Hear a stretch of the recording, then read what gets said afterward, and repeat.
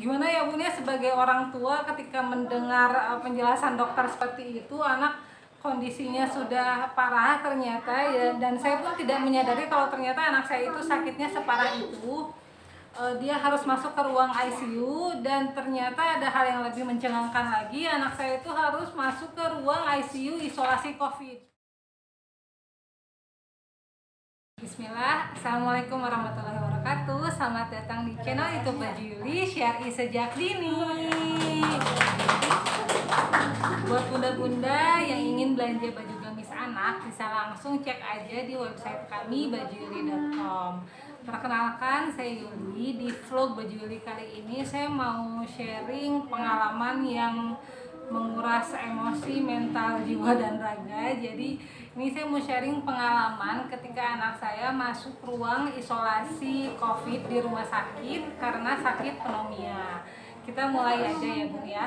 Jadi di bulan April 2021 anak saya itu mengalami sakit batuk, demam, terus udah kayak gitu dia lemes, gak nafsu makan, kurang lebih udah 4 hari. Karena setelah saya kasih obat-obatan dari apotek biasa itu nggak mempan, akhirnya saya dan suami memutuskan untuk membawa anak saya ke UGD. Kenapa akhirnya dibawa ke UGD? Karena memang batuknya itu batuk yang heboh gitu Bun, jadi bukan yang batuk sekali batuk, cuma batuknya itu 1 jam dia batuk, 1 jam dia batuk lagi. Jadi benar-benar batuknya itu heboh, dan juga demamnya dia nggak turun-turun, udah hampir lebih dari 4 hari. Nah, ketika di UGD, anak saya itu langsung pertama kali dites adalah saturasinya. Jadi kalau bunda yang belum tahu, saturasi itu adalah mengecek kadar oksigen di dalam darah, dan qadarullah ternyata hasil saturasinya itu dia 88%. Jadi itu sangat di bawah standar ya Bun. Jadi kalau standar anak atau dewasa itu tingkat saturasinya 95% ke atas. Nah, dokter jaga udah bilang Bun ini gawat sebenarnya, karena anak saya itu berarti sudah menggunakan organ yang lain untuk bernafas. Saat itu juga langsung dites darah, langsung dicek juga ronsen, dan qadarullah ternyata hasil ronsennya itu untuk paru-paru anak saya itu sudah putih Bun. Jadi ini paru-paru anak, Bunda bisa lihat. Jadi harusnya kalau misalnya paru-parunya normal ini warnanya hitam. Qadarullah ini hampir setengah paru-parunya putih, yang artinya sudah tercampur kadar oksigen sama karbon dioksida ini sudah tercampur di dalam paru-paru. Jadi ini anak saya dibilang sakit pneumonia, udah termasuk kategori gawat, dan jadi harus langsung dibawa ke ruang ICU. Qadarullah gimana ya Bun ya, sebagai orang tua ketika mendengar penjelasan dokter seperti itu, anak kondisinya sudah parah ternyata ya, dan saya pun tidak menyadari kalau ternyata anak saya itu sakitnya separah itu. Dia harus masuk ke ruang ICU, dan ternyata ada hal yang lebih mencengangkan lagi, anak saya itu harus masuk ke ruang ICU isolasi COVID. Kenapa? Karena gejala yang ditimbulkan atau gejala yang dialami oleh anak saya itu sesuai dengan gejala COVID ya Bun, mulai dari batuk, terus udah kayak gitu dia demam, udah kayak gitu lemes. Jadi itu sudah merupakan penentu bahwa misalnya anak saya bisa dikategorikan sebagai suspek COVID. Dari keluarga justru mungkin agak denial ya Bun ya, nggak terima kenapa sih anaknya harus dimasukkan ke ruang ICU isolasi, berarti kan bercampur dengan orang-orang yang memang sudah confirm positif COVID kan. Hanya memang prosedur di rumah sakit seperti itu. Jadi ketika anak ataupun misalnya ada pasien yang bergejala COVID, walaupun misalnya tes antigennya negatif, itu tidak menentukan. Jadi tes yang menentukan itu adalah hasil PCR ya Bun. Jadi saat itu juga anak saya langsung dites PCR, karena memang hasil PCR itu nggak dapat 1 hari. Jadi tetap anak wajib dimasukkan ke ruang ICU isolasi COVID. Nah itu pengalaman yang benar-benar menguras emosi, sebenarnya menguras mental, dan dari segi keimanan benar-benar diuji ya Bun, karena memang ketika anak sakit lalu dimasukkan ke ruang isolasi yang benar-benar itu zona merah ya, kita benar-benar langsung berhadapan dengan orang-orang yang memang sakit COVID itu ya. Ya Allah, memang menguji keluarga saya saat itu. Nah selanjutnya untuk di ruang isolasi anak itu nggak bisa sendiri Bun, beda sama orang dewasa. Kalau misalnya orang dewasa yang memang suspek ataupun yang memang terpapar COVID itu di rumah sakit itu wajib sendiri di ruang isolasi. Hanya karena anak saya saat itu berusia 4 tahun nggak bisa sendiri dan nggak mungkin juga dibiarkan sendiri, akhirnya harus ada orang tua yang menemani. Dan saya yang menemani saat itu. Jadi saya harus dites antigen. Alhamdulillah antigen saya negatif. Dan selama di ruang isolasi saya harus memakai APD lengkap sama seperti dengan nakes atau dokter ya Bun. Jadi selama di ruang isolasi itu saya pakai hazmat. Terus udah kayak gitu pakai sarung tangan latex, pakai masker N95 dan luarnya dilapisi juga pakai masker medis. Lalu saya juga pakai penutup kepala, penutup kaki, pakai face shield juga, dan sepatu boot. Nah APD ini nggak boleh sama sekali dilepas. APD ini harus dipakai all the time ya selama di ruang isolasi. Dan ada hal yang paling mencengangkan juga sih yang saya baru tahu. Jadi selama di ruang isolasi pendamping atau pendamping pasien ini nggak boleh sama sekali makan, nggak boleh sama sekali minum, dan nggak boleh sama sekali ke WC.